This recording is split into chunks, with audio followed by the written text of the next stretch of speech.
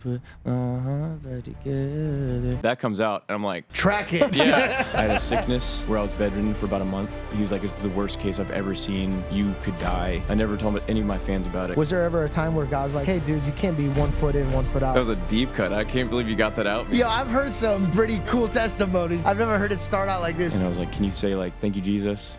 He goes, thank you, No. You can't get it out. I gotta hear where this goes, dude. Oh, this is crazy. I'm just praying, I don't fight, I just pray. I only go the way of mistake. That's lovely, George. I love it. A real gift to be around. Yeah, that was awesome. That's a very good question. I love you guys. You've given me something to think about. Going for a lot of outlets. Hey, before we get started, have you ever wanted to have a conversation with Bell and I? I know a lot of people have been emailing us at the Heart of David and saying, man, if there's anything I could do to have a conversation with George, I'd love to. So we put our heads together, and this month alone, whoever purchases something from theheartofdavid.co is entered in a giveaway where we could fly you out and come and hang out with us, just chop it up the way we do with all of our incredible guests. All you got to do is go to theheartofdavid.co and check out the amazing new drop that we have. I love you guys, and enjoy today's show. All right, bro, how long have we been waiting for this episode? I mean, at least months, right? First of all, bro, Yeah. such a pleasure. Welcome back to the George Janko Show. I am here with my beautiful wife, Shawna, and Forrest friends. Let's go. Thank you. We just we had the pleasure to watch him perform in front of 20,000 something people, bro. Yeah. And by the way, before we get started, me and Belle were looking around the crowd, and we saw this little girl right next to us, and she's, dude, full praise, bro, just. Yeah. Singing your song, bro, like has to be 9 years old. Yeah. And she's like singing worship songs. And I'm like, whoa, I always knew that like the side effects of you creating worship music is always going to be a beautiful thing. But I didn't know about the impact on such a child. Yeah. Like, dude, have you ever thought about it like that? I mean, I didn't make music to bring in the children. I just made what I thought sounded cool. When did this start? Like, I know you've been doing music for quite some time, but like, when was it like, you're like, nah, I gotta just start just doing gospel. Like, I gotta. It's so, I mean, I kind of talked about it on the stage. I love sharing my testimony, both from the musical side and just like how I met Jesus. But, yeah, it was like I was taking kind of a step back from music. My wife and I just felt like God was kind of closing this door for us. And it wasn't like a big no. It was just kind of like certain things felt wrong. Like should we do this little thing? Like, I don't think so. And so we took a step back for probably a year. And, I mean, now that I look back and now that I know Jesus so much better, I'm like, I think I've been a worshiper my whole life. You know, I'm in the shower and I'm singing a little melody. Yeah. You know, I'm communicating to God like that. But so you would sing to God through your prayers? Yeah, I think my prayers naturally had melody to them. But basically, the way it goes was I'm chilling at my house and I'm sitting at my piano. We have a piano in our living room, and there's this song that I keep singing. And it's the first Christian song I put out. It's No Longer Bound. You came to set us free. I am no longer bound. So I'd have my Bible, my journal, sit down at the piano, do a little worship time. Oh, that's nice. And then I get up and leave. And I'm a producer. I'm a studio artist. This is my break time. Like I'm not thinking I'm gonna build this into a song. Like, you know, when it's like it's work time and it's, you can't turn it off because you enjoy it too. This is just your time with God. You're just messing around. You're not going to record every conversation. This conversation's free. This is not we're going to strap it in and do the whole thing. So that's what it was for me. This is over here. And I think I was almost afraid of making something of it because I was like, oh, I don't want to I don't want to make a business out of my faith and stuff. So anyways. And by the way, just to pause you there, imagine how many good men that could have done great work for God stopped because of that thought. Yeah. Mm-hmm. Because, I don't want to do, because it looks like that first lie. Yeah. I can't use my talent for God. Whoa. It's a humble thought, though. That's crazy. It's a sneaky little lie. That might be a plague, bro. It's a sneaky little lie, dude. Yeah. Wow. Please, sorry, I didn't mean to interrupt no, that's you. so good. Yeah, so that song kept coming back around, and every time I'd sit at the piano, typically I'm singing a new thing every time, and that one kept coming back and coming back, and I've just felt like God was telling me to release it, and so I recorded it, produced it out, was on Instagram. I I think my wife and I were on our baby moon. Yeah, we were. Whoa, I'm just now remembering this. Yeah, my wife and I were on our baby moon, and By the way, I don't know what that is, but it sounds beautiful. Is that it's like a honeymoon. You like? Do you know, bring the baby with you? No. That's like she's pregnant. Oh, I'm sorry. It's like your last hoorah before you have the baby.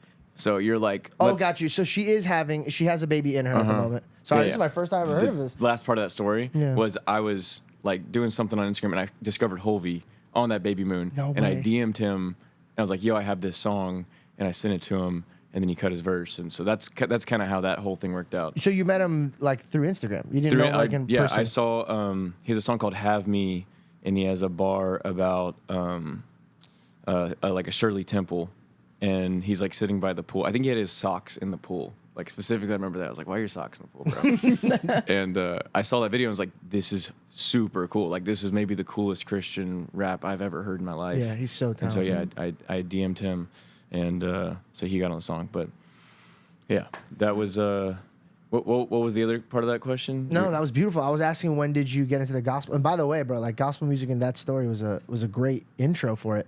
When did you realize that you had to pivot all of it? Like, was there ever a time where God's like, "Hey, dude, you can't be 1 foot in, 1 foot Yeah, out"? okay, yeah. And I remember this because you're back to like that first question when it all happened. So yeah, so I put out that first song. Yeah. I knew I was learning about social media. I wasn't good at it. Like, I would try things and it would just flop entirely. And so I remember specifically I had this idea of doing like kind of like an HD video, because there's like this new thing and like people weren't really doing that. So we had filmed like an HD social media video for No Longer Bound, and it went super viral.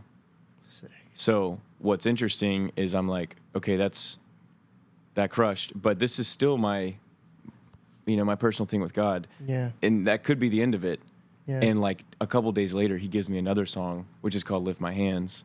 Same thing. I sit down in one setting, make the whole song, upload it, like take a little video, and it goes crazy. And I don't know why. Like, I can't pinpoint it. Like, this whole thing's just been like, oh, God gives me the song, and I put it out. Could you separate when you're like, "Oh, I know God helped me with this song. This one was just me." Like, how do you know the separation when you're in the studio and you're feeling the Holy Spirit move or not? Yeah, so interesting. I mean, I think like my number one song right now, which is Your Way's Better, that song, I remember I was having a really hard day, and I think I had lusted on like Instagram. Like, I'm scrolling and I stopped too long on a photo or something, and I was feeling like really defeated about it, and like just like I was feeling the weight of sin on me, and I was going for a drive. I remember I was driving back into the neighborhood, and I had a prayer. It's funny you bring up like that prayer melody thing, and it was just, the words were, "Oh Lord, I need you now more than ever. Would you put my heart back together? I searched the world till my head hurt just to find out your way's better." And I didn't write, it just came out of me, and it came out with the melody. So like literally I'm driving and just, "Oh Lord, I need you now more than ever. Would you put my heart back together?" So that comes out, and I'm like, that's a full Track chorus. it. Yeah. So I just voice memo it. And then I think I was like backstage at, it's like I think it was San Diego last tour. I was backstage and just like produced out the beat, and then worked with my friend Para, who played keys on it. And Wow, it's insane. Like, that's literally the Holy Spirit said, "I'm going to give you a song. Here you go." And do you feel like your way of connecting with God has been kind of through melody? Because I've seen that your mom is, she's a worship leader and she sings in the church. yeah. So did she kind of like pave that way for you, of like her way of showing her time with God, praising God, was by singing to him and having that intimate moment? I don't know. I think it may have been something that I just kind of was born with, or something. Yeah, it's a talent that you got. Hey guys, I just wanted to remind you we're going on tour. We have some special guests, comedy, and of course a podcast deeper than the ones you guys watch, because it's going to be interactive. You guys are going to be able to ask me questions and be a part of the show. If you guys are interested in this, make sure you go to thegeorgejankoshow.com and get your tickets before it's too late. We're a few months out, but the tickets are selling quick. I love you guys, and I'll see you guys in your city. I got a question for you. So you write such deep music that obviously impacts people, but to do that means that God had to impact you first. Yes. So there's a relationship and there's a pattern, and sometimes you have to really break down in like private. Do you ever go through the things that people might think you've already passed. You're like, oh, he's already written. He doesn't suffer with this anymore. Do you deal with that, and does it hurt way more with the fact that you're like knowing that there's people that are being set free of that sin with the music that you're making, but you're still sitting here dealing with that same like problem that God helped you make music to set people free from? Yeah, I don't know. Yeah, I don't know if that's necessarily like, I just know like the Bible is true, and like anything. Yeah. Okay. Yeah. So like it's like meet and greet. Like people are coming through and they're looking. They got like tears in their eyes and like your music saved me. And I'm like, no, like I'm just taking the truth, the Bible, the messenger. And I'm putting it into the song. So I'm not the one saving you. And thank you. I'm so stoked that I was able to be a vessel that helped you. But that is ultimately that. So I think maybe that's where I like that. When I got to meet some of your friends, I met like Holvey, I met Lecrae, and I met Jacobs. He does the mixing and stuff, and the engineer. Biz. Yeah. And the one thing that each person said to me when they weren't even in the same room, they were like, he's the most genuine human being. Wow. And so I wanted to let you know, bro, like you have a good team behind you, and you seem to have a good head on your shoulders. Is there anything that, like different level, different devil, is there anything that's like happening? Because you're moving quick, bro. Yeah. Like you're going from stadium to stadium to stadium. That takes people their whole life and career to get to that. Yes, yeah, I know. And I'm assuming you feel like it's been dropped on you the same way that the music's been dropped on you. Yeah. What are you dealing with now? Like, what are you trying to like? Is there anything like? I feel like you're just on such a good vibe, and I feel like you're not even dealing with anything. I'm not. No, that's good. I feel like you can say that, bro. I know, bro. I feel like I'm not dealing with much. I used to have like, I used to let my burdens like tie me down, and like I had some super tough stuff that happened that like I don't even know if I can like legally say. It was like lawsuit, crazy stuff in a business standpoint. Yeah. And it broke me down, and I when released was this it. at? What period? This would have been probably about a year ago. Okay. And I had a sickness where I was bedridden for about a month. I never told any of my fans about it because I didn't want to like glamorize it or whatever.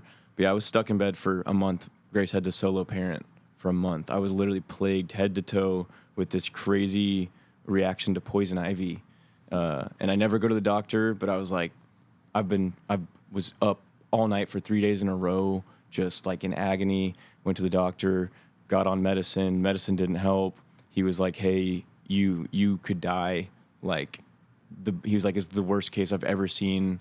Like, yeah, it was crazy. I went through that, and then like right around that time, it was actually during that time I had this crazy business thing where like, I mean, everyone's telling me like to Bad advice. It's basically cloudy. Yeah, I don't know. I was like stolen from, and I should have sued. Like, I totally should have sued. Like, and basically, two people sent me the verse Genesis 50:20, which is what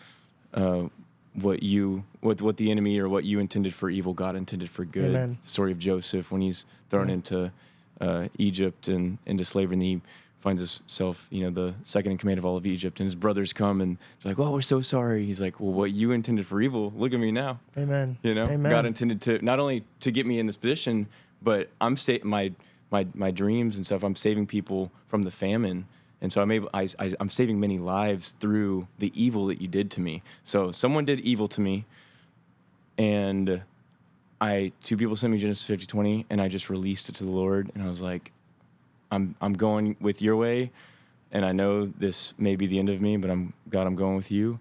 And without getting into the nitty-gritty that I don't even know if I'm able to talk about, that is why I'm here. Like, yeah. Bro, you waited for God. I waited, yeah. Bro, and that messed waiting me for up. God, Check dude. this term out. My pastor put me onto this. Short story with this.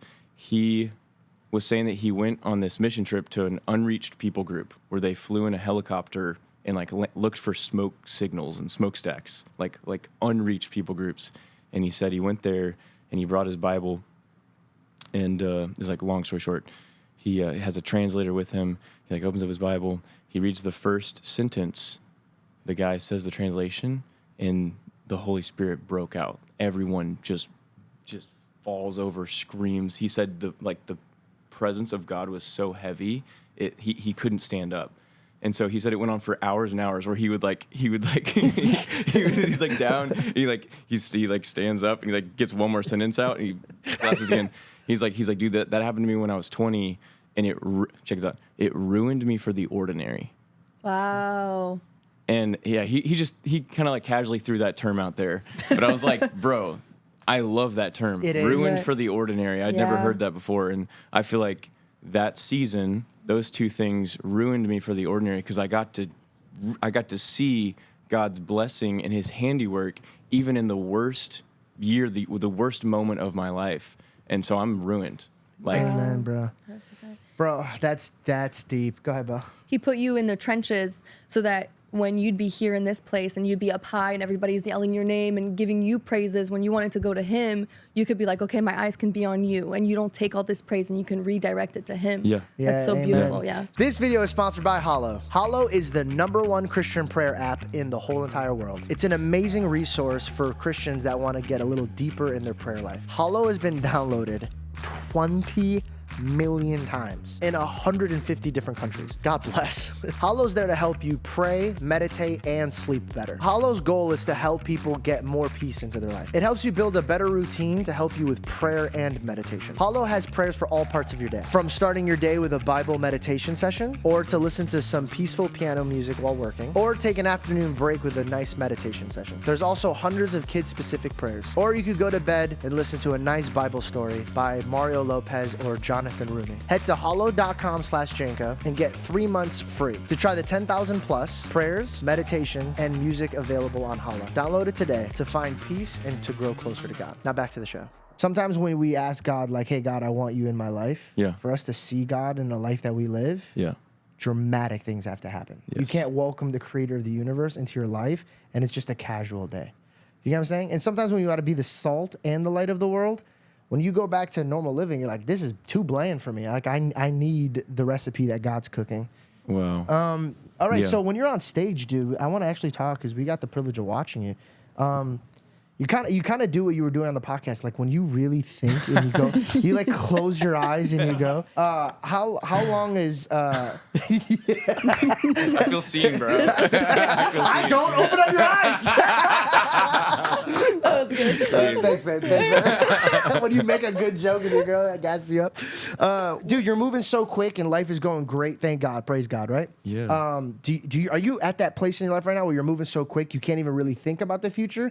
Because the way I'm just watching you operate, dude, just from just being in the room as a fly on the wall, you're getting off the stage and you're editing it. You're already in edit mode. You're already in grind mode. You're doing a podcast. You're hands-on on everything. Yeah. How could you be so hands-on and in the moment and planning something that's beyond your stadiums right now? Are you thinking about the future, or are you living here in the present and just trying to conquer it? I think it's so fun to envision, but here's realistically what's happening is I have 2 modes. I have like grind my face off and fully retired. Like I cannot mix the two. I'm too locked in on whatever I do. So when I'm on tour, my family, they were here today because our house is an hour down the street. So they drove up, yeah. But they don't come on tour. So I'm like, I'm taking this precious time away from my family, so I'm locking in. So I just go as hard as I can. So I don't have any off time. Like I'm working from the second I mean, there's active rest, like there's reading Bible, there's praying with people, like there's that side of things. But like I'm not watching TV, I'm not like doom scrolling, I'm just locked in. All the way up until bedtime. You don't even unwind with friends or something? Like you just fall asleep to it? Yeah, we've got our bus and we'll typically chat for 10, 20 minutes or so, but 20 minutes. Yeah. Really just a little quick. Yeah. So what's your like daily routine to get you prepped? Like, do you have, something like, do you have a priority? Like I have to meditate in the morning with God to start my day to set me right, or? Generally, or like on tour? I guess both. On tour, and then when you're with your family, do you do the same? You do it differently? Yeah. On tour, it's so crazy because you just don't know what the night's gonna bring, and you also like can't really control your circadian rhythm. Dropping that term out there. I'm excited about using it. Because I'm all like, there's like lights and simulation, and like you'll be like, oh, I'd love to go to bed at 11, but you just can't go to sleep till 2 a.m. So yeah, the wake up's kind of weird, especially if you're traveling to different cities, different times. Yeah, It'd be tough. But yeah, it's, I guess, like wake up, get some coffee. Tour's just interesting because I feel like we're always in it. Like there is really no quiet time on a Christian tour because it's like you're just in it. It's 24/7. Yeah. Like if I sin, I'm confessing it right then to my boys. Whereas like I feel like in a different setting or like years ago I would be like, oh, I sinned, like I need to hold that in and like, oh, let me process that for a day and like, you know what I'm saying? Oh and yeah, you're living the free moment. Well, it's also like I know tonight, or like in my show head, I'm like, tonight I'm getting on stage and I'm proclaiming the gospel. I need to be the most pure in spirit that I possibly can. So we're staying in it. I love that. Yeah. Okay. So like everybody could turn to Christ, right? But the journey of fully submitting to him is a lifelong journey, dude. Yes. And do you think it was the pressure of your life that pushed you over the edge to really just like dive in?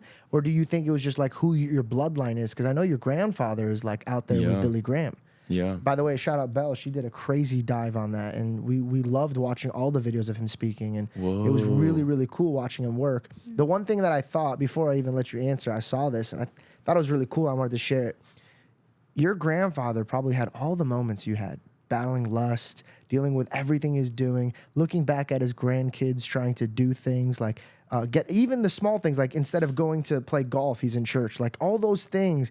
Do you ever think that like God, while he was working on him, he would smile and be like, you're speaking in front of what your grandson's about to speak in front of? Oh, 100%. Do you know what I mean? Like I just got goosebumps just thinking about that. Like, do you think that there's been other men in your life that were doing the same? Because I feel like now the way I'm looking at you and then I saw your grandfather, I was like, man, like God isn't just speaking to one-on-one.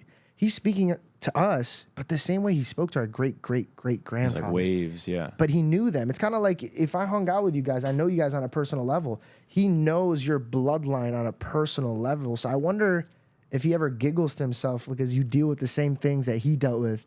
I don't know. I always think about things like that. Or when we go to heaven and we meet everybody and they're like, yo, what did you deal with? And like, how did you conquer it? Yeah. Wow. That's fun. Yeah. You ever look back? Is that why you implement it? Is because you're like drawing from his like preaching? Did it touch you like that? It's interesting. Curating a show to me it's the same thing as like when you have guests over for dinner, like why do you dim the lights like that? It's a setting. Yeah, you just kind of know. You just like why'd you plate the food like that? It's kind of like you intuitively like you're just like, oh, like I know that would be good. Like this would be the good setting. You're preparing. I'm gonna light a candle like this. Like I don't know. You're curating a vibe. And yeah, when I was thinking about this tour, and I guess that came from the album. I just saw that video and I was like, I have to include that in here. And I also, it's almost like I feel like I do things purely off like gut instinct, and then later I'll look back and be like, oh, that's why it was happening. You move with faith. Yeah, just move like that. But I mean, for me, I think it's the greatest thing because every single time I put my headphones in and we'll pray as a band, and then we're about to go out there, and I get to hear my granddad's testimony every single time before I go out there. So I'm full before I pull up. So, and I know people are touched by that testimony. Well, because when I was seeing it, I'm watching people get impacted by this man speaking, and I was like, man, this guy he definitely had no idea that his grandson is going to come out to be doing 20,000 people plus stadiums where they're going to repurpose what the Holy Spirit put in his mouth that day. Yeah. So what do you think that your grandchildren are going to do with your music? Do you get what I'm saying? Like maybe he's a public speaker and he uses your music to gas himself up before he goes speaks. That's or honestly, crazy. even a wrestler and he's wrestling to your music. I don't know, but like all I know is that all the talents can be heightened when you fully submit them to God. Sure. And it's pretty cool that like your bloodline is locked in on that. Yeah. Did you ever get to watch Billy Graham speak at all? just like little clips here and there. I don't even know if I've heard like a full sermon. But by you him weren't before. there as like a baby? Like No.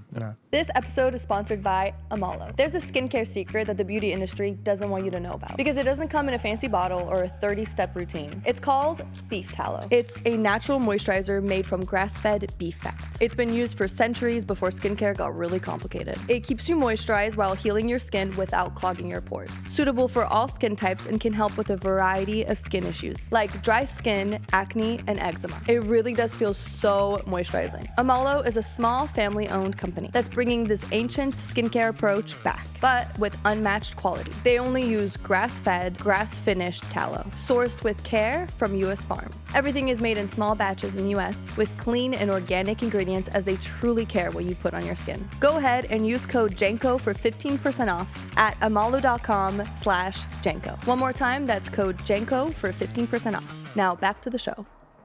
I love what he says that after he had his moment with God and he kind of forgot that moment, he comes back, he reads his Bible, and he's like, did somebody change my Bible? Someone messed with the book. Yeah, he's like, I can understand it now. Yeah. And man, I looked at George and I was like, I've felt that. Like that difference, and wasn't that long ago. Maybe 3 years ago? I had that difference of like reading it, and you're reading it, you don't really understand it. And then all of a sudden submitting yourself to the Lord and asking him to give you understanding and being like, I understand what he's saying, you know? She watched me thinking I'm doing witchcraft every time I'm talking. I'm just praising the Lord. She's like, this guy's crazy. He actually believes this. Whoa. That was so beautiful. Are you working on a new album right now? Yes, sir. Yeah. Well, I guess it's done. The album's done. And that's the thing you were showing the audience? Yes, sir. That's really cool, bro. Are you excited about it? Yeah. Super stoked. Yeah. How many songs do you think you're going to be on it? 20. I'm sorry, what? Yeah, 20 songs. 20 songs? Yeah. Woohoo! I'm not a musician, but isn't that a lot? That's a lot, right? That's a lot of songs. And you produce and write them?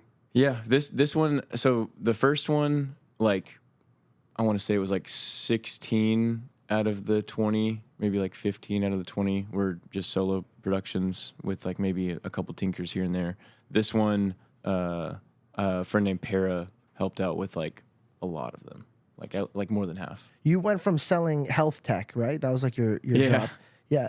And then you went to doing tech and music. Have you always been in love with tech? I guess it wasn't like tech. It was like pharmaceutical sales. You were a drug dealer. Yeah. Wait, did you go to the doctor's offices? No. That was like there's like that one, and then there's one where you go into like Targets and talk to the manager and try to get more shelf space. So that's what I would do. That's sick, dude. Yeah. What a wild difference. Dude. By the way, that's going to be the title. Drug seller. Preaching gospel music. Low-key, though. That's so funny. Wait, so you have a studio on a boat? Oh, I did, yeah. When I was living in Seattle, I lived on a houseboat. Do you miss it?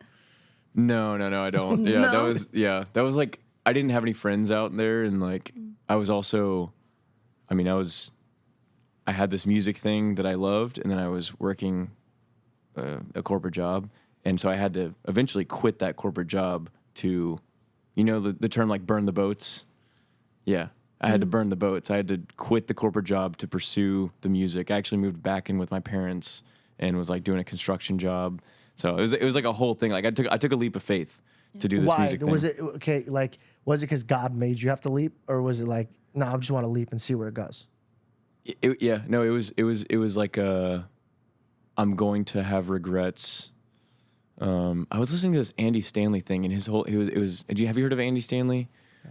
Yeah, I was like listening to this podcast, and he was saying like having a regret-free life. Like you want to look back on your life and not have regrets, right? And so for me, I was like, man, I may fail in music, but I know for a fact that I'm going to wake up at 40 years old and be like, oh my gosh, I didn't do it. I had a shot, and I didn't do it. So I quit and went for it. So. What did your parents feel about that? They were wise. So they were like... Wait, what do you mean by that? They heard the music, bro. They were with it. They smart. They heard the track. They're wise. They knew what I was doing. I'm saying they're wise because, like, I had a great job and a great situation, and here I am quitting that to do music. Oh, so they were like, nah, chill. I think, they definitely were like, hey. Okay. Do Like, both. Did they hit you with that? Do both. I don't know. Yeah, I think they were just like, you got it made right here. Like, you went to college, you got this thing, So I also, this is so funny because I remember thinking like, man, like why how did they not see it? and I'll listen back to the songs I was making at that time, and I'm The like, Holy Spirit wasn't with us at that time. I'm like, Your okay. dad and mom are like, they're at the concert like, son, this wasn't the problem. In fact, people needed more health stuff after listening to the problem. No, yeah, exactly. That's so funny. Yeah. What's it like having a kid now? Because like when you started, you didn't have a kid. Yeah. Dude, that's the best. That's the best one. So if God had to come down and be like, listen, man, tour or kid, which one? You had to pick one. Oh, no brainer. I'm going with my kid. Yeah. As soon as the podcast off, he goes, you know what I mean? I never even wanted to tour though. Really? Yeah. Touring is an act of worship for me. I do not like the spotlight. I don't like attention. All I ever wanted to do was just make beats and sit in my room and like, you know, have this like really small cozy thing. What was your first show compared to this one? So like when you were doing the Christian gospel stuff and you were doing like, were you performing like then or did No, you just so go straight basically, to the stadium? one of my pastor friends, JP, had asked if I had a couple of the Christian songs out, and he has this podcast called Becoming Something, and it's called like Be So. He does this thing every year called Be So Live, and he was like, "Hey, it would be so cool if you came and performed for Be So Live." And I was like, "I don't have a band. I've never performed." Like, oh wait, hold up, wait, that was the first official show.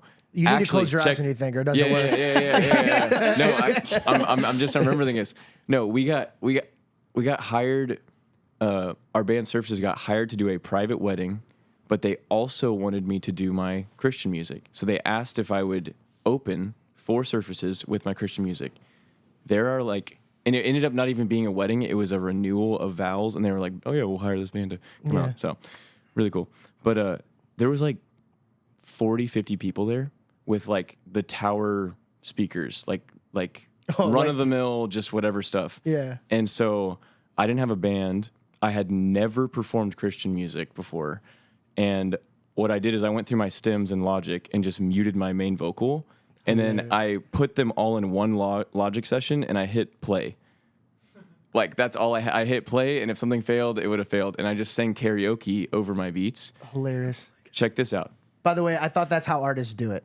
Yeah. I really didn't even think, because that's how I always perform. I thought that was the way to go about it. Learning from you now, that's so funny. Okay. It's a little different. There's a couple more things you can do.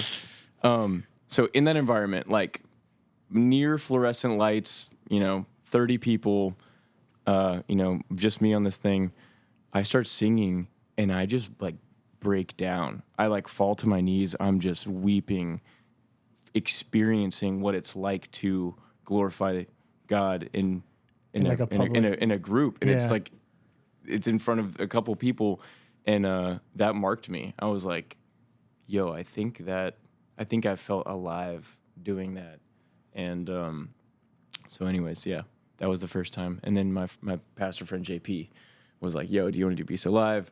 And I was like, "Oh, I've never done a full set, but let's run it." And so I put together a band and. How did you have the same feeling when you were up there and you're like, okay, this is an ongoing thing. Like I need to do this.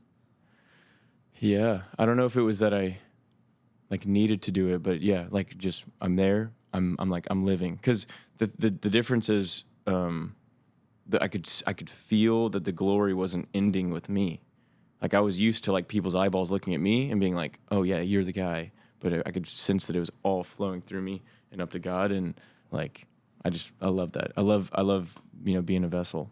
So walk me through the process of the first day you find out that the brand Forrest Frank, the one that God breathed into for this music, is now going on a stadium tour. Yeah. What is that like? What is that feeling like? Yeah, I think there were a couple things that happened earlier that it was just like it feels like nothing now. When was this like? Oh, this is not just one song, 2 songs. Like God has a mission with me. Was there ever a time there that you were like, okay, now I need to do it? Or you just kind of like out the gates. I mean, the first song went crazy, and then the second song went crazy, and then God shows up. Huh? It just kept happening. That's and then crazy. I put out, I think it was 86 songs that first year. So I might have already said that, but yeah, that's crazy. And go. because you did a song with Tori Kelly. That's right. Yeah. Amazing, by the way. Oof, so good.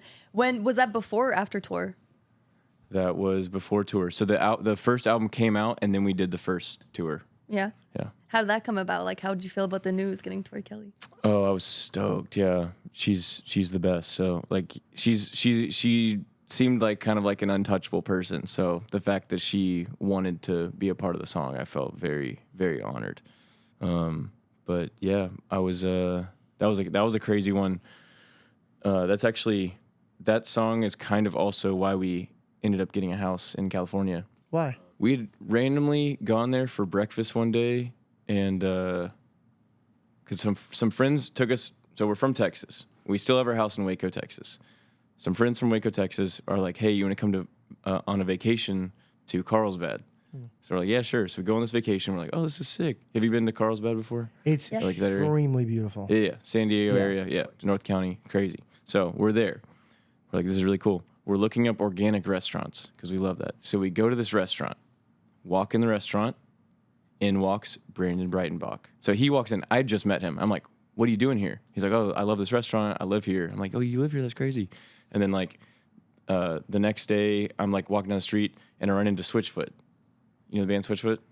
No. Oh yeah, because y'all are new believers, yeah. Yeah, well, we're not. We're new to the music. Yeah, we yeah. were listening to the old music. Yeah, I mean, yeah. like, Yeah. I feel kind of bad. We're like breaking away from secular music. No, for sure. Like they just like left a mark forever. I think John Bellion did a cover. Anyways, there's all these different things kept happening, Yeah. and so we decided to stick around. And Phil Wickham, I ran into Phil Wickham there too, and then Phil Wickham was like, "Hey, you should like use the studio." And now I'm with this guy David's studio, and we ended up staying there for like 3 weeks.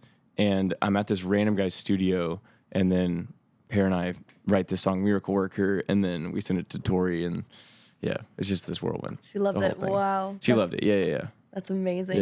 Yeah. That area is so beautiful. Like, how much better, how do you feel your quality of life has lifted, like being close to the beach? It's crazy. It's not fair. It is Yeah, not it's really fair. not, dude. Right? I know. It's really not, Dude. But like having the ocean at least 10 to 15 minutes away from you significantly changes your life. It does. Like even like Belle and I, she had a rash on her face from allergies. Yeah. And as a joke, my mom was like, dip yourself in the Go ocean. in the ocean, yeah. Bro, it worked. Yeah, It like totally. the rash went, and then I looked up. There's a lot of things that the ocean heals. Yeah. The ocean is a cool thing. But circling back to John Bellion, you know John Bellion I feel like I've been in like a group text with him before or something like that. But like because he that's works it. with Tori Kelly a lot. Yeah, I don't even know. Yeah. I think he's tight with like Lecrae and Yeah, he did some work with Lecrae as well. Yeah. I don't know if those music ever came out, but the reason I brought it up is we had the privilege of watching him work, dude. Genius. Like I used to watch YouTube videos in 2010 about like this guy producing music. Sure. And the way you guys both speak about music is very much in the realm of like I show up, the spirit shows up. Yeah. And I listen to the spirit. Yeah, Have you flow. ever thought about working with John Bellion on something? sure, yeah, that'd be a dream. Yeah, dude, I think you should, bro. I really think you should. In fact, as soon as we're done, I'm gonna call him like, please, please work with him. Like, I think that would be a crazy. Yeah, bro, that'd be sick. Yeah, he's super spiritual too, and he's not like fake about it. Like when I have a conversation with him off camera, he's very deep, Yeah. very, very well spoken about how he feels. Because you guys are painters, you guys are painting whatever you're experiencing in your heart. Yeah. Do you have anything on the new album that's a little bit more vulnerable than you've ever been? Yeah, I mean, there's like emotionally, there's I feel like there's definitely some like deeper things, but yeah, bro, I'm like, I feel like I'm my Forrest Frank project is like hyper realistic, like it's just my reality. Like I used to escape to a place, and now I'm just like, this is right here. Like I think of like Good Day, the lyrics are like, baby in my arms walking through the neighborhood. Yeah. Living in the present, not woulda, coulda, or should. It's like just literally my actual steps. So People like music that's real and believable. Yeah. And maybe that was the difference that your parents used to listen to versus now. Now it's believable. yeah. You know what I mean? That's right. What do you consume? Like, what do you like to listen to or watch? What's your like day to day? Like when you're not working, you're not on tour, right? There's two versions of you. Yeah. Grinding my face off. Yeah, and that's then right. and then Fully retired. Yeah. What's the fully retired? Is it like? What is it like? It's I'm kind of like a hyper fixator. Like right now, there's a song called "The Wonderful Blood" by Tiffany. Ooh, can't remember her name. I think she's a part of Elevation. Sorry, Tiffany, but You were about to break her ankle. and like I think I listened to that song for like 4 hours yesterday. It's like just the only song. Like I just like had it on loop. He knows her last name. He just doesn't want to give her the streams. It's too good of a song. He confesses that later to his boys. He goes, dude, I was on the podcast. Dude. I just needed to get that off of me.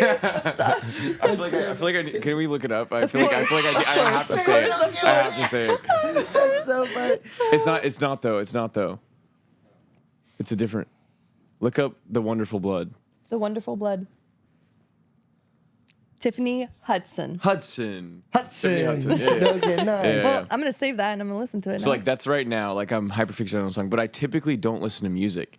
If I ever listen to music, it'll be like instrumental jazz. Is that because you don't want to like copy like artists? Like for example, some stand-ups don't watch other stand-ups because they don't want to be caught and accidentally stealing ideas. And is that why, or are you just no, like, nah, they're not? I think as it's just good as because me? I'm writing, and then now I'm not. And like my wife isn't. She likes music, but she's not like into music like I am. So that's actually not really a crossover of conversation. Like if I'm bringing up music, she's like, okay, like when are we going to move on from the music conversation to another thing? So like I try to not bring up music really at all with her as much as I can. So it's two worlds. Like I have my music world, and then I have like this whole other, beautiful reality that's non-music. How many more Tori do you have? We're right in the middle. So I think it's like 14 or so left. And so you're self-taught, right? Like you watched a video on this. What's the machine called? Machine. It's called Machine. It's literally called Machine. Nice. It's called Machine. But it's like Machine something. Machine Micro. Yeah, it's like a drum pad MIDI controller. Yeah. MIDI feature. Yeah. And so you just taught yourself how to make beats, and you're like, cool, I can do this. I don't need anyone else. Yeah, I mean, I took years and years and years and years. Yeah. So Do you ever write for other people? And have you ever wrote a song? You're like, oh, this isn't for me. This is for like Hovey, and you like pass it on. I don't think so. I really don't. This is I think all mine. I think I'm gonna give it to you. That's so funny. I think that's my next. I think my next evolution probably would be like if I ever hit a block, because it's just I can't stop. I can't stop it. Yeah, it's just flowing right now. nonstop. And yeah, I mean, 20 album, bro. Like that's no, totally. Yeah. Imagine how many that didn't make the cut. Yeah, no, literally, it's crazy. So yeah, it's like, yeah, maybe when that like slows down, or when I feel like God's pausing, maybe then I would go to working with other people and like writing for other people, because I think it'd be awesome. There was a lyric that you said that I was like, I wonder how he felt when that happened. A line where you're like, I just turned on $1 million to hang out with my son. Yeah. Did you ever think that one, you'd be a millionaire, or two, that you would say, nah, I'm good to that? And it kind of brings back the Bible verse to me where it says, I'm in not need. Yeah. And a true Christian is like, nah, I'm good where I'm at. Like I don't need any more. Where were you in your time of life? And how excited were you to tell your wife? They're like, I just turned on $1 million to hang out with you guys. So that was actually, that lyric was about before I started doing Christian music. So really? So we were saying no to income with no other upside from it. So that's why that was so like impactful to me, because that was the line in the sand. We got $1 million offer to open up for someone's tour, and I turned it down to be home with my son. And yeah, so I was like, You don't mind me asking why though? it's because it didn't feel right. You don't want to be away. No, I think that the opener, I'm assuming you didn't want to be a part of the legacy of that. Just this feeling, just no. Like Oh, so you're just moving on a like fully gut feeling, like. yeah.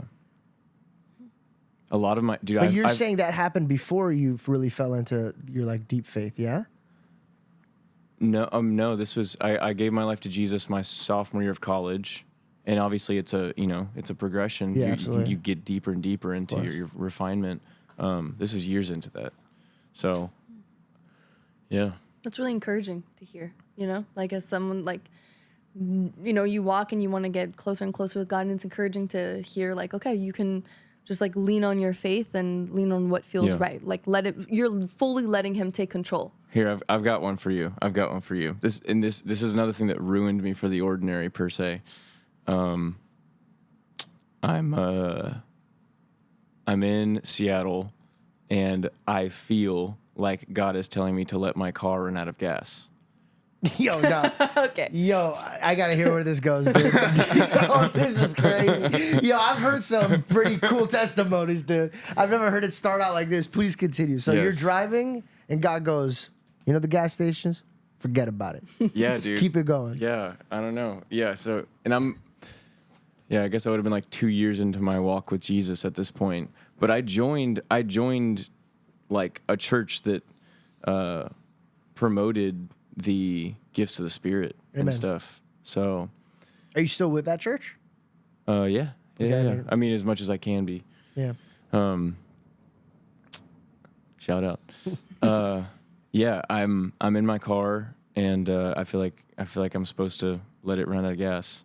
And there's this long bridge. I don't know if you're familiar with the geography of Seattle, but there's Bellevue, and then there's Seattle, and there's a long bridge that separates them. So I'm driving from Bellevue, where I worked, and I'm like halfway on this bridge. Car runs out of gas. So I pull off to the side, and I'm not kidding. It's like an hour and a half walk to get to the other side of this bridge.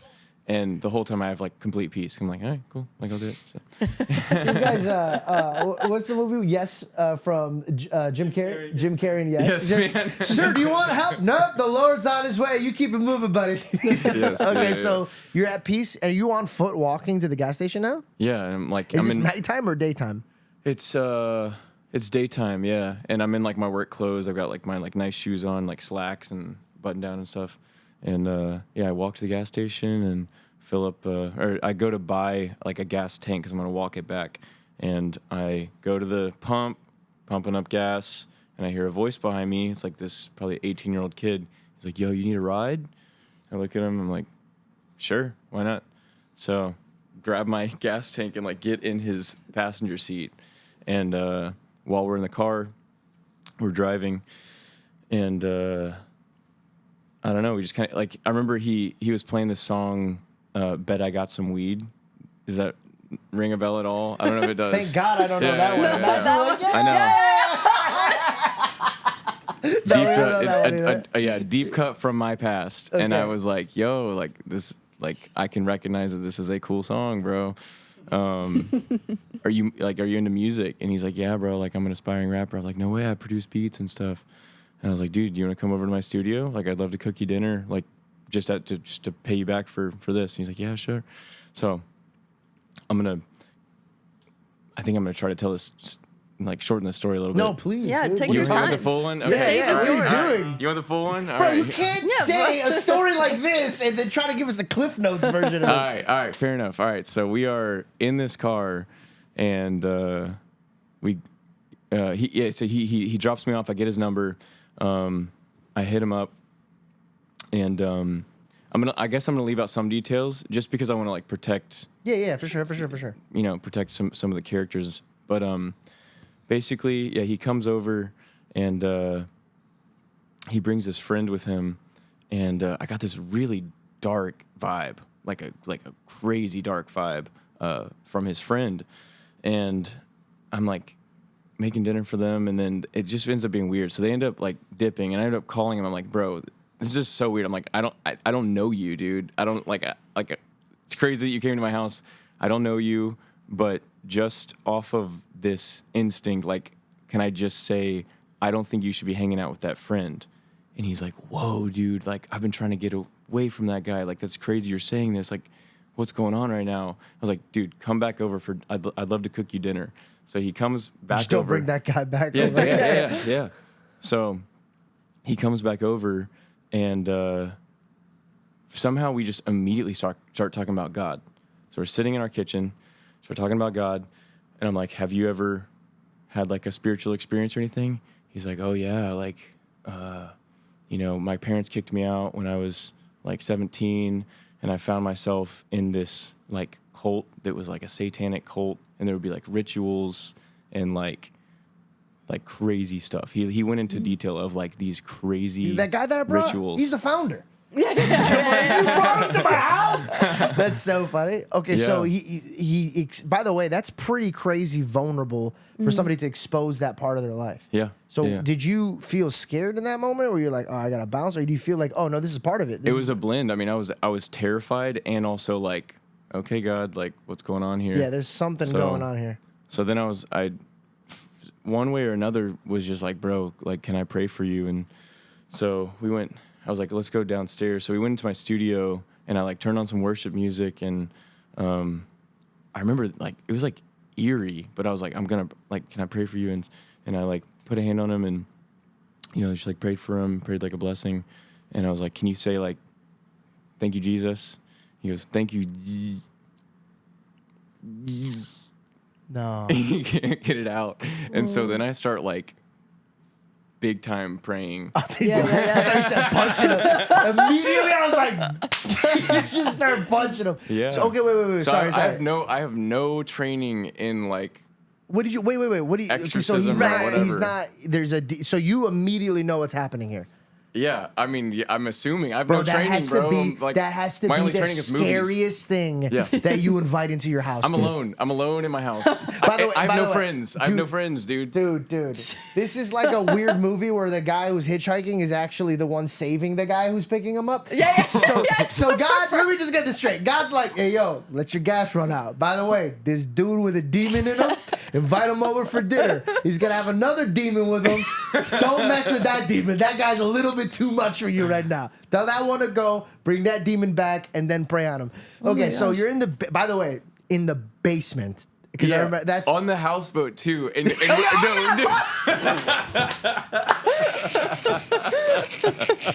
Dude, this is so creepy. God. dude, and we're at the end of a dock at night. And like, I'm not kidding, not to just add the scared, but like, there's like a little sway to Right. it. You hear a little like, Oh God. like little like bell, like little like wind chimes and yeah. stuff. It is an absolute horror movie. Okay, So, so he can't say his name. Like, what happened yeah, after so that? I don't. It's kind of all a blur, but I'm just like in Jesus' name, like leave this man. So you go right into casting right out. into casting out, and How long did it take for the demon to pop out? And did it was it like the movies where they're like freaking out, or was it kind of like he was tired afterwards? I didn't see any. No, I didn't see any like manifestation or whatever. I just remember I prayed that, and then after that, he was able to say like, "Thank you, Jesus," and so then I was just like, "Yo, you need to like give your life to Jesus," and I think he was just like, "Whoa, this is a lot." And, yeah. Probably didn't understand what was happening. Like You still talk to this guy? So yeah, it's like I think I have his number somewhere, and I would like last week I was thinking about texting him, so I need to get an update on him. He came to, I ran into him like a year or two later, and How? I honestly I didn't get a read on like where he was in his relationship with Jesus, but he did tell me after that day everything changed for him. Like everything changed. He's like, dude, like good things started happening after that day, and da da da. I should have just been more pointed and been like asking him deeper, like, so did you like make a commitment to Christ and da da da. Dude, now hanging out with you, man, I think God lets you know Yeah. when you need to do something, and I think you're a bold man for God, like Thank for you. real. Like, dude, you are like a version of King David on this earth. Like, Whoa. here's the thing. Performing in front of people, making music, doing all this stuff is cool. It's exciting.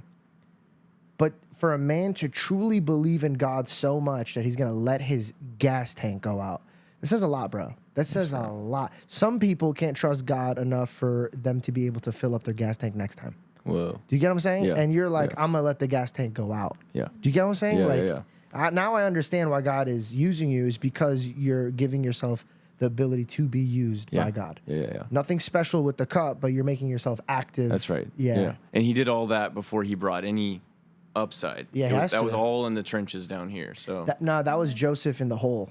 yeah. Yeah. Yeah. With the coat full of blood on it. That's what. Do you have any more stories like that? Pop those out at the beginning of the show, dude. That's crazy. Wait, but how did you even run into him again? Sorry, I need to know. Yeah. So that That's was actually a great question. Yeah, that was when I was touring with Surfaces, and he had texted me, and he was like, "Yo, let me pull up to the show." So he came backstage. and I got Oh, to so say he'd what been up. watching what you've been doing. Wow, Yeah. that's really cool. Yep.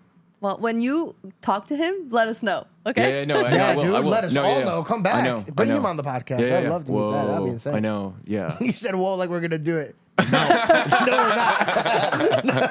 I'm the type of guy that's like, I'll meet him when I know for sure the demons are out. No, you know what's amazing? I see like sometimes these videos come up on my Explore feed, and it's these people who used to be satanic worshipers, and they talk about how they used to see this veil around Christians that were protected by God, where they couldn't touch them. Yeah. And then they were wondering what that was, and that they would feel this like love from God, and then that's how they broke out from being satanic worshipers. Yeah, they're a young lady asked me the other day.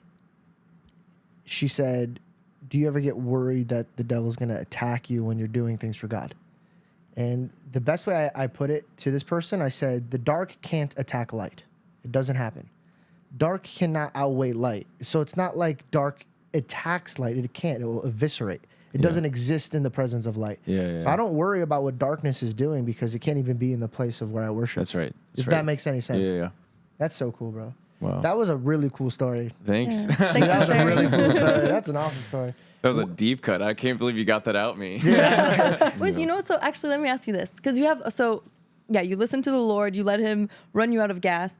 How are you when it comes to worrying about your loved ones, right? Because I think sometimes, like we get worried for each other. Like I know Georgie worries for my safety, or worries that I hope she's going to be okay, right? And wants to make sure I'm okay. So do you have that same kind of like faith and trust when it comes to letting your wife go, your kid go, or your parents? Yeah. I wouldn't, if I'm in downtown, whatever, I'm not going to be like, hey, Grace, go do your thing by yourself, right? Trust the Lord. It's on Skid Row. You got this. Go ahead. Yeah. You're good. You're fine. Yeah. God, my mom used to say, God gave you common sense. Use it, Yeah, exactly. There is a common sense thing, but like, yeah, I really don't worry about them just because I believe that God is like, He has His plan.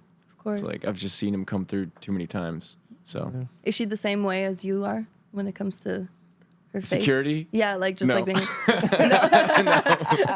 What's it No, like? she's like, lock the bedroom, lock the door, go check every door. Yeah. That's how I am. Yeah. I trust the Lord too, but like sometimes when I'm laying in bed, I'm like, did the Lord put it in my heart to go check every closet in this house?